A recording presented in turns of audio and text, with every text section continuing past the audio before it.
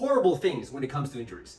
The knees, the shoulders, the back, the concussions, all that crazy stuff, broken fingers, broken toes, broken ankles, basically anything that you could break on the human body, yeah.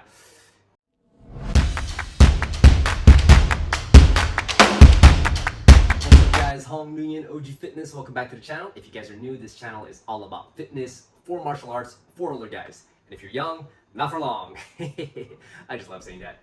In this video, how to develop judo skills without judo injuries. I know, hard to believe, very hard to believe, but it's actually possible. How would you go about it? Well, that's what I'm going to talk to you about in this video. Now, this video is for guys who are older, who want to get into judo, but I've heard horrible things when it comes to injuries. The knees, the shoulders, the back, the concussions, all that crazy stuff, broken fingers, broken toes, broken ankles, basically anything that you could break on the human body, yeah. But they really want to try it, but they're like, it's not worth it, man. It's not worth it. I have a physical job, or I just, want my body to be intact so I could do other stuff with my life besides judo. And it's a young man's sport, and screw it. It would just be a fantasy. It'll be a dream, and maybe next life. But I'm here to tell you, to show you how to get it done, how to develop these judo skills without the judo injuries. I'm talking, of course, to people who know that judo is the ultimate grappling sport.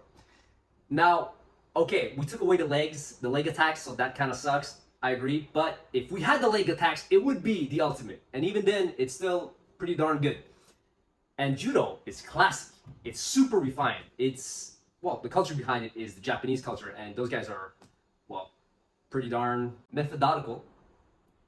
And judo comes from Jiu-Jitsu, Japanese Jiu-Jitsu, which was the martial art of the samurai. So it's the modern day martial art for the modern day warrior.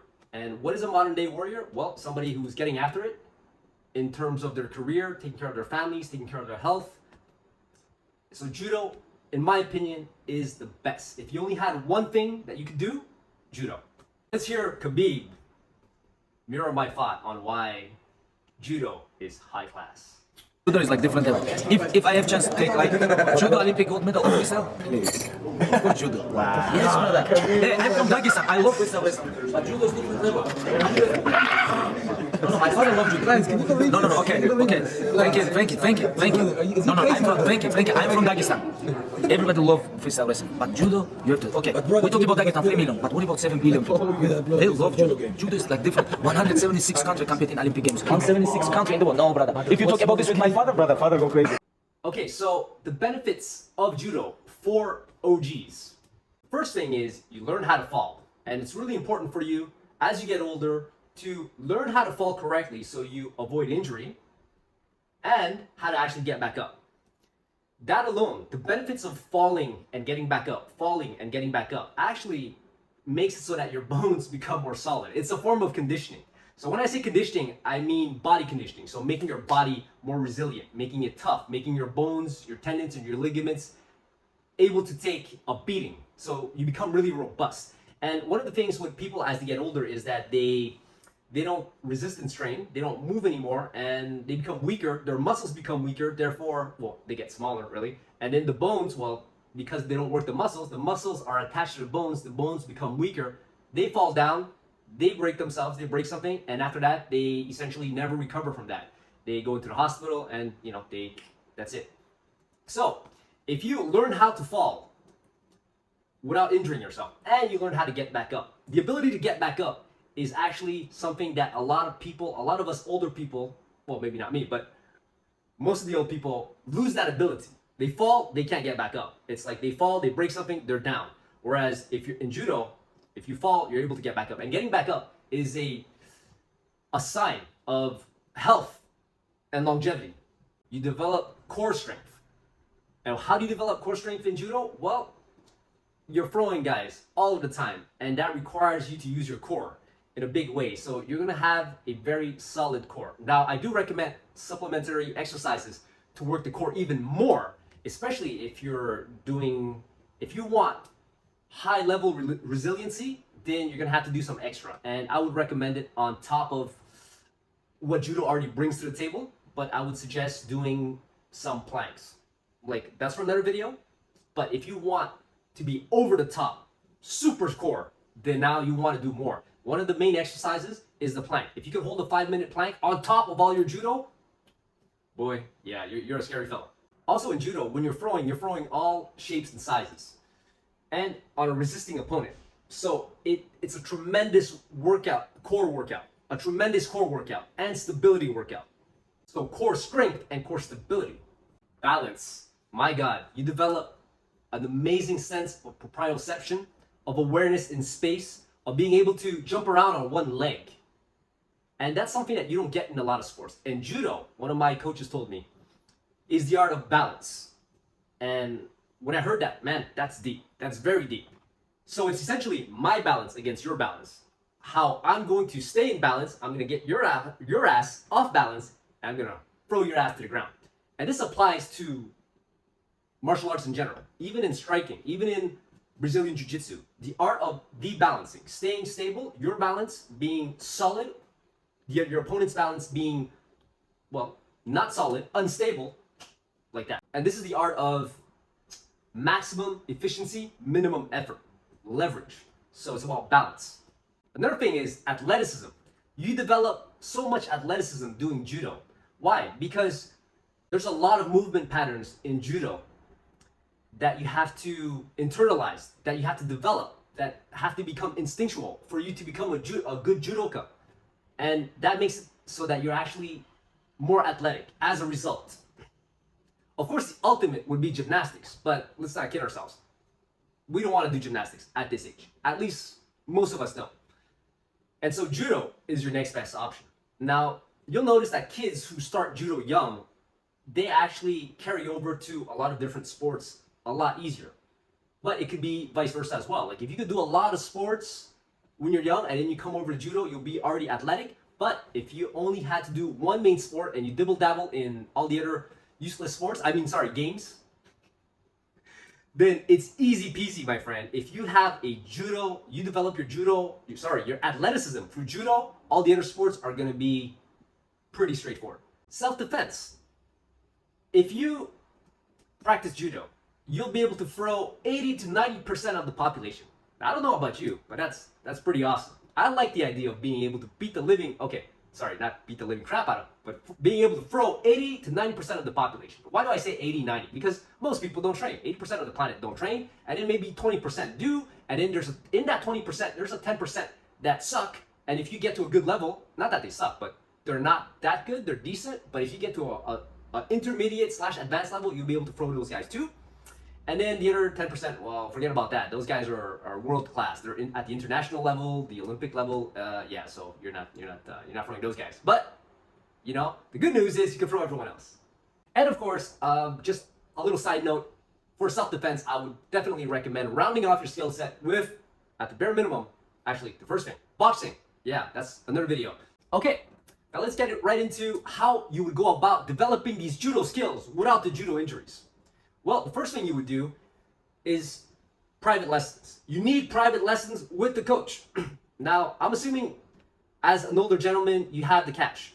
If you don't, another alternative is or you don't want to spend that much money, it's a little bit pricey, because I understand sometimes, with the kids, with this, with, the mortgage and car debts and whatever else that you have lying around and the expenses, it can be heavy. So what you do then is that you gather up some other OGs, at least one other partner, so that you could reduce the cost a little bit.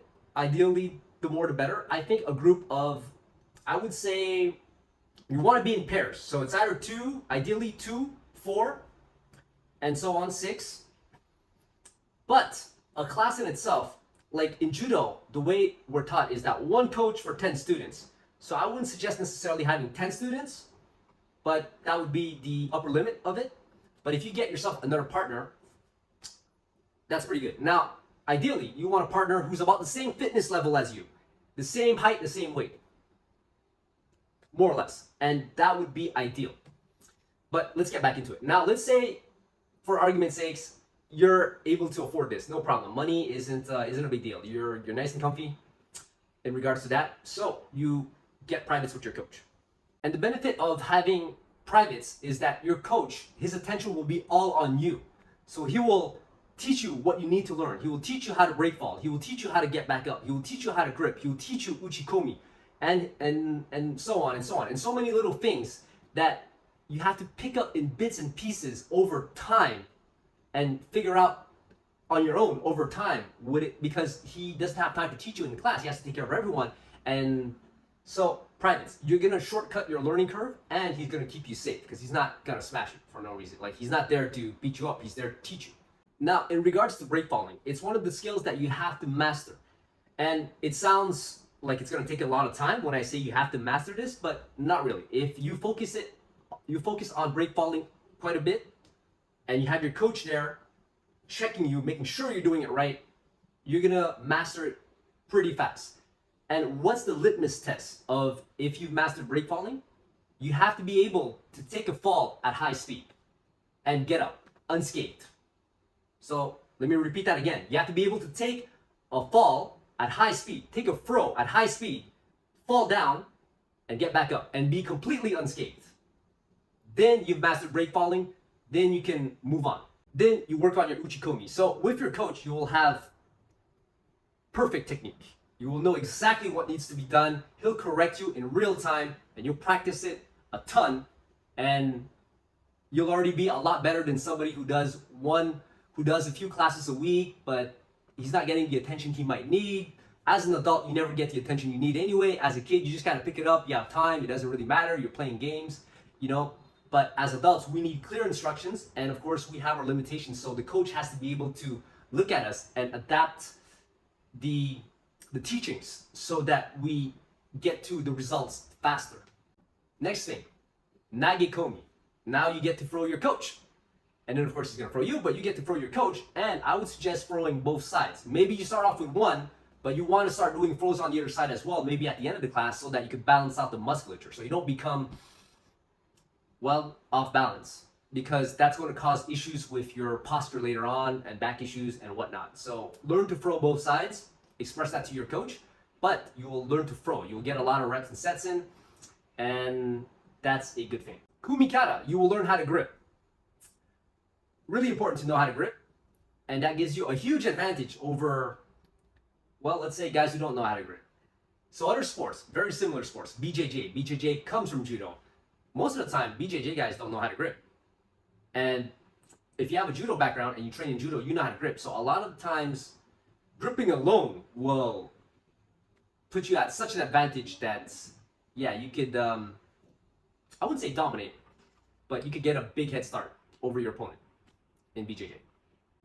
And now, you could actually do randori with your coach. Once the break falling is there, the uchikomi is there, the kumikata is there, more or less, your understanding of it is there.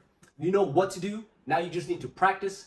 Then practicing with your coach is the best, because he'll be able to correct you. He'll be able to let you, in real time, he'll correct you, and he'll show you where your mistakes are and throw you or sweep you or whatever when you're doing something incorrectly. And he'll tell you, and then he'll also do it in a safe way where he's not going to hurt you by slamming you down too hard. And of course, if he's a coach who knows what he's doing, he will take the fall when you do it correctly. When you caught him, yes, you could get out of it potentially, but he'll take the throw, and he'll let you finish the throw, because he knows that it's important for you to have success, but real success. And even though he's at a higher level where he could wiggle out of it, he could counter you, he can resist, he could power through, he could pull out all sorts of tricks out of his sleeve and get out of it, he won't, because he wants you to have success, to learn how to throw, and of course to reinforce positive behavior, positive technique. Now, if you do privates with your coach 2 to 3 times a week, yeah, you're on the fast track to developing those judo skills. And when I say fast track, I think within 2-3 months of 2-3 times a week doing privates, yeah, you're gonna have the skill set and you'll be ready for Genpop. So then, if you want to, then you'll be able to join a regular class and train with people. Of course, there's still things that you have to be careful of because you don't want to get injured. But I'm telling you, when you actually know what you're doing, when you actually know how to break fall, you have a system in place, you know what to look out for, you develop quite a bit of randori practice with your coach.